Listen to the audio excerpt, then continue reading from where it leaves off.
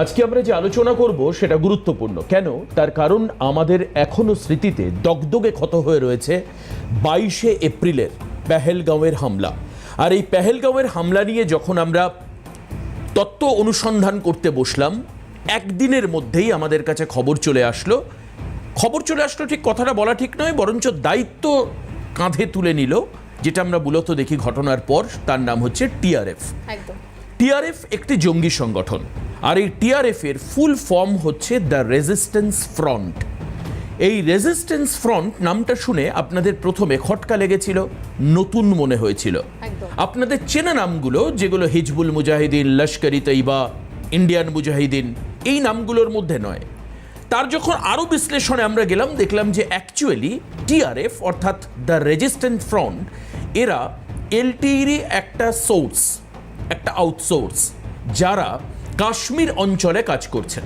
তারা নিজেদেরকে জেহাদি বলে ঘোষণা করেন এবং মূলত লস্কর-ই তৈবার গাইডলাইন অনুযায়ী কাজ করেন। আমি এত কথা টিআরএফ সম্পর্কে বললাম এই কারণের জন্য, পরবর্তীকালে যখন মাসুমা ব্যাপারটা গ্লোবালি একটা এক্সপোজার পেল, এবং সেটা খুব বেশি সময় লাগেনি, অল্প সময়ের মধ্যেই পেহেলগাঁওয়ের মতোই ভয়াবহ জঙ্গি হামলা একটা গ্লোবাল এক্সপোজার পেয়ে গেল।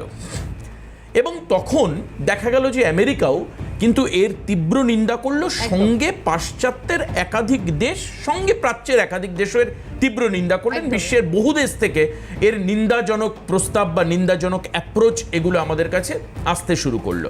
এরপর আমরা জানি যে কি হয়েছিল, অর্থাৎ এই ঘটনার সারণী বেয়ে প্রধানমন্ত্রী বললেন যে দরকার হলে মাটির তলায় লুকালেও আমরা মাটির থেকে খুঁড়ে বার করে আনবো। বিহারের মধুবনীতে ভোট প্রচারের সেই সভায় যেভাবে টেররিস্টদেরকে আক্রমণ করেছিলেন প্রধানমন্ত্রী, সেটা এক কথায় মানে বলা যেতে পারে অসাধারণ। এবং ঘটনার বাস্তবায়িত আমরা দেখলাম 7 তারিখ, 9 তারিখ, 10 তারিখ একেবারে রীতিমতো জঙ্গি ঘাঁটিগুলোকে মানে বেছে বেছে তাদের এগেনস্টে ভারতের অপারেশন সিন্দুর এক্সিকিউশন হলো।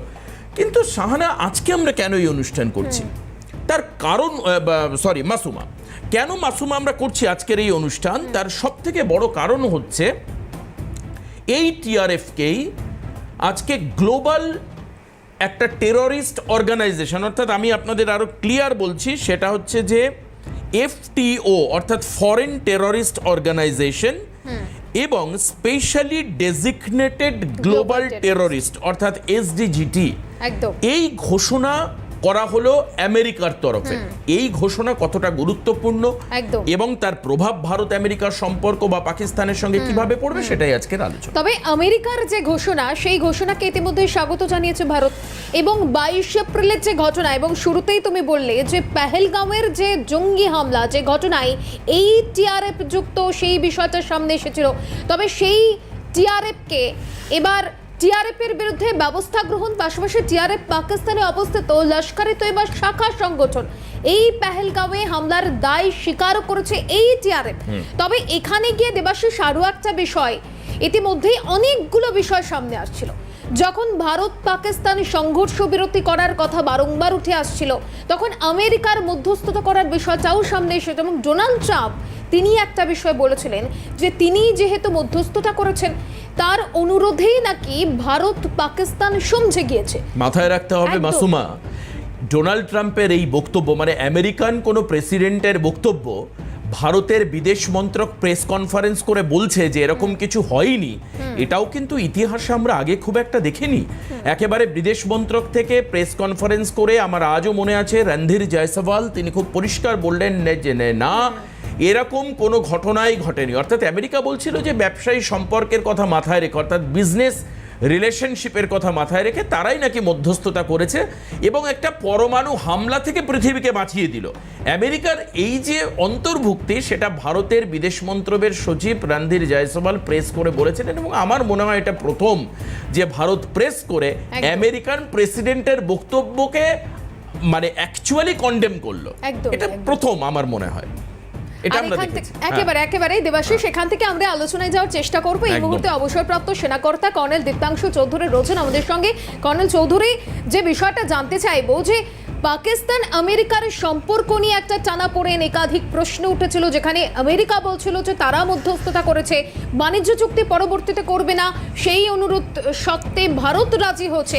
কিন্তু পরবর্তীতে আমরা যে বিষয়টা দেখলাম যে রণধীর জয়সওয়াল তিনি স্পষ্টত জানিয়ে দিলেন যে সেরকম কোনো বিষয়ই ঘটেনি।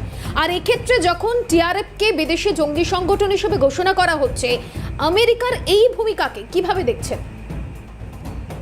যেমন আপনারা খুব সঠিকভাবে বললেন, ইতিমধ্যে টিআরএফ কে এফটিও বলেছে এবং এসডি যেটা বললেন specially design global terrorist organization এবং ফরেন টেররিস্ট অর্গানাইজেশন, এটা Marco Rubio secretary of state মার্কিন যুক্তরাষ্ট্র ইউএসএ এটাকে গতকাল ডিক্লেয়ার করেছে। এটা আমরা রাত্রির সময় এটা আমরা পেয়েছি। প্রথম হচ্ছে যে এইটা কেন হলো, এতদিন পর কেন হলো, তার পেছনে ঘটনাটা হচ্ছে যে ভারতের কনস্ট্যান্ট যে বলা যে টিআরএফ রেজিস্ট্যান্স ফ্রন্ট, ওটা কিছুই না, একটা লস্করে তৈবার একটা অন্য নাম, কিন্তু তার যারা চালায় এবং যারা সাপোর্ট করে, যারা রিসোর্সেস দেয়, এই প্রত্যেকটাই পাকিস্তান থেকে হয়। অথবা আপনি পাকিস্তান নাম যদি মানে ভারতবাসীর নাম, ভারতবাসী যারা দেখছেন আপনাদের ভালো না লাগে, তাহলে টেররিস্তানও পাকিস্তানকে বলতে পারেন, অথবা একটা রোগ নেশনও বলতে পারেন, যে কোনো সেই অ্যাডজেক্টিভ আপনারা ইউজ করতে পারেন। কিন্তু তার পেছনে যেটা করেছে ভারত সরকার কিন্তু কনস্ট্যান্ট এটার উপর হ্যামার করে গেছে। কিরম ভাবে ইউনাইটেড নেশন সিকিউরিটি কাউন্সিলে নিয়ে গেছে যে TRF is nothing but an মানে সামনে একটা মুখ, একটা মুখোশ, সেটা হচ্ছে টিআরএফ, কিন্তু পেছনে যারা আছে সেটাতে লস্করে।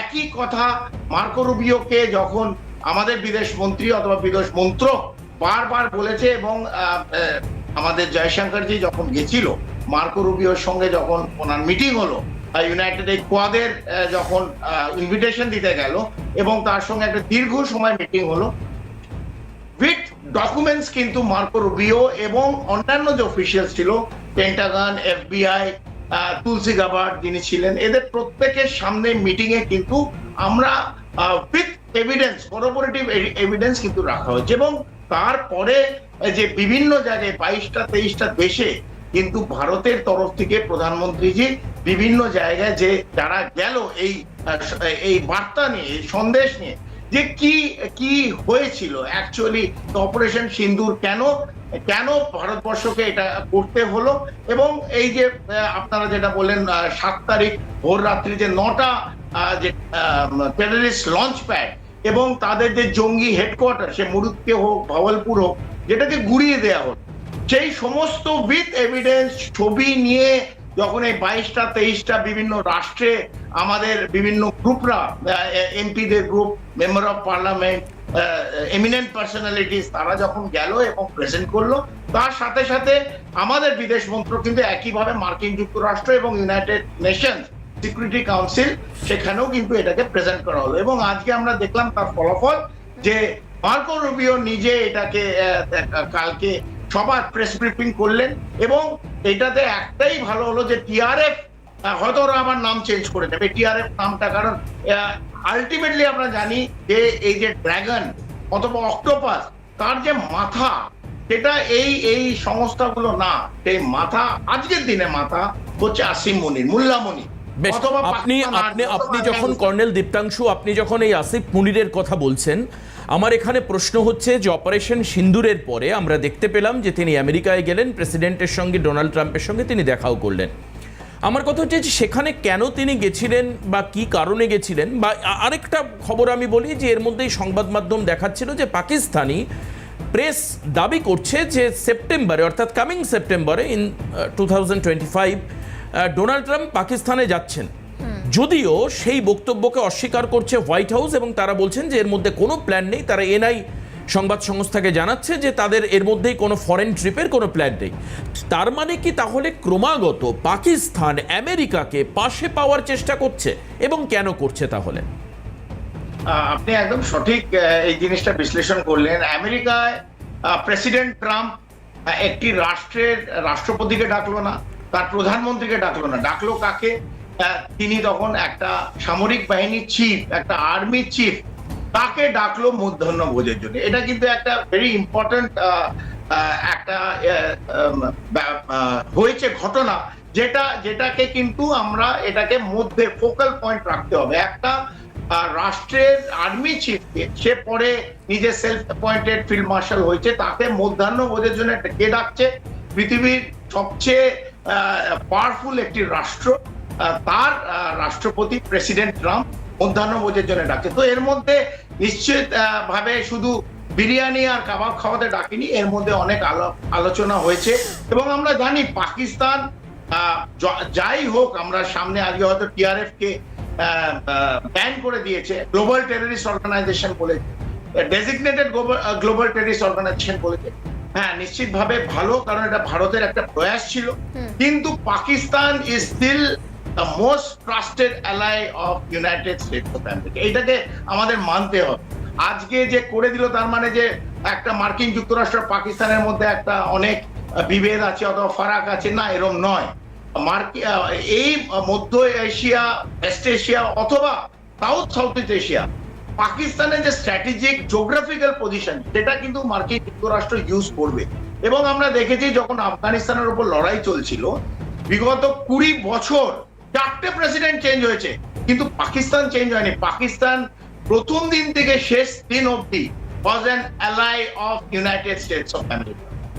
যে ইউনাইটেড স্টেটস অফ আমেরিকায় 9/11 যেখানে ওসামা বিন লাদেনের প্ল্যান অনুযায়ী তাদের টুইন টাওয়ার উড়িয়ে দিল এবং কয়েকশো মানুষের আঘাত এবং মৃত্যুবরণ করলো, সেই ওসামা বিন লাদেন কিন্তু লুকিয়ে পাকিস্তানের আর্মি লুকিয়ে রেখেছিল আবোতাবাদ, যেখানে মিলিটারি একাডেমি, তার কিছু দূরে 1-1.5-2 কিলোমিটার দূরে একটা সেফ হাউসে ওসামা বিন লাদেন আবোতাবাদ পাকিস্তানের ভেতরে লুকিয়ে রাখা হয়েছিল।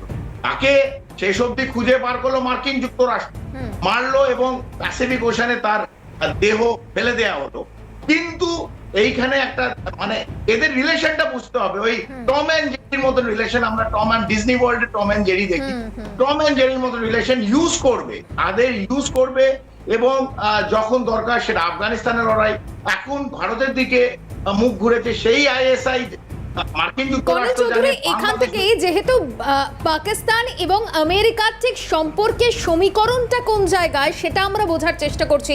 এখান থেকে সঙ্গে থাকুন, একটা বক্তব্য আপনাদের শোনায়। পাক প্রতিরক্ষা মন্ত্রী খোয়াজা আসিফ তিনি বলছেন যে 30 বছর ধরে আমেরিকার নির্দেশেই এই পাকিস্তানি নাকি জঙ্গি কার্যকলাপের সঙ্গে যুক্ত। ঠিক কি বক্তব্য তিনি পেশ করেছেন, একবার শোনায় আপনাদের। I've been doing this dirty work for United States for about 3 decades, and West, including Britain.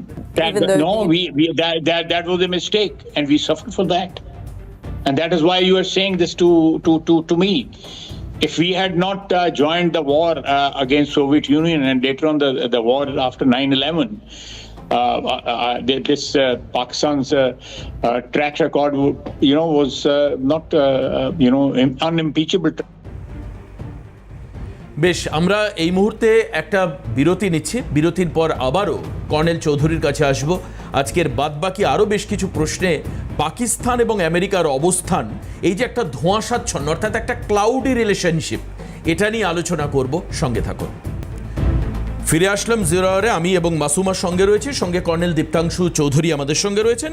Colonel Chowdhury, একটা জায়গা, এই যে কালকের যে ডিসিশন, সেটাকে পরিষ্কারভাবে আপনি বলছেন যে আমেরিকার তরফ থেকে একদম ঘোষণা করা হয়েছে। এখানে বলছে যে এই যে Trump administration proves that the commitment to protecting the US national security, countering the terrorism and enforcing the President Trump's call for the justice following the Pahalgam attack.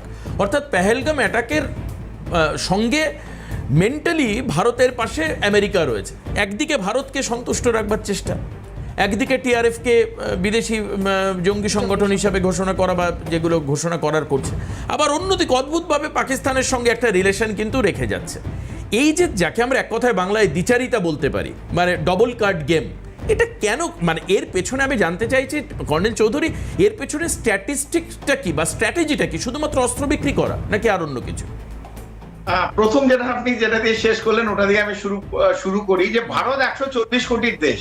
তো ভারতের সঙ্গে যে কোনো বড় রাষ্ট্র, সে চীন হোক, ইউনাইটেড স্টেটস অফ আমেরিকা হোক, জার্মানি হোক, ফ্রান্স হোক, ভারত হচ্ছে একটা ব্যবসায়িক জায়গা, যেখানে যে কোনো রাষ্ট্রকে ব্যবসা করতে হবে এবং তার যে বিভিন্ন যে ব্যবসায়িক কেন্দ্রগুলো আছে তারা এই ভারতকে 140 কোটি মার্কেটটা কেউ ছাড়তে দেয় না।